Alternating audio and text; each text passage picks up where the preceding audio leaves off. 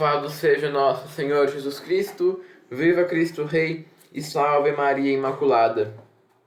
Com muita alegria, querido irmão, querida irmã, neste dia 19 de outubro, nós celebramos o dia do grande São Pedro de Alcântara, presbítero, um frade espanhol, que é padroeiro do Brasil.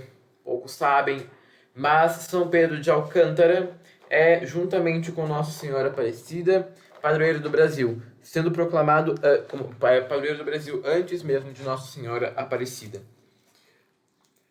São Pedro de Alcântara pertence ao século dos grandes santos, muitos dos quais se impuseram como gigantes na consolação da Igreja na Espanha. Trata-se do século XVI, onde o século do imperador Carlos V e do Concílio de Trento. Pedro nasceu em Alcântara, na Espanha, em 1499. Revelou-se um menino de boa índole, modesto, simples, propenso à oração. Estudou na Universidade de Salamanca, o maior centro de estudos da Espanha, cuidando não só do proveito nos estudos, mas do cultivo das virtudes cristãs. Aos 17 anos, entrou para a ordem dos frades menores e, ordenado sacerdote, desempenhou diversos cargos na ordem. Era extraordinário como pregador de missões populares e professor.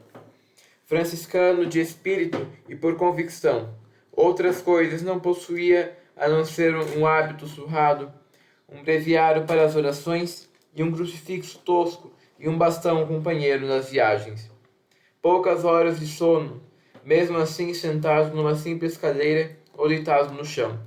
Sua alimentação era a mais precária possível e jejuava constantemente. Eleito ministro provincial na ordem, Pedro visitou todos os conventos confiados à sua jurisdição e em todos introduziu a reforma de acordo com a regra primitiva de São Francisco. Em 1554, obteve do Papa Paulo IV a licença de consagrar-se a uma observância mais restrita da regra. Começou então a acolher seguidores, organizando na Espanha uma nova província franciscana na estrita observância, aos poucos se afiliaram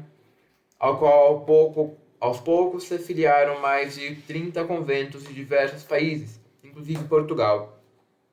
São os chamados frades menores alcatarinos. Foram estes frades da Reforma Alcatarina que se estabeleceram no Brasil.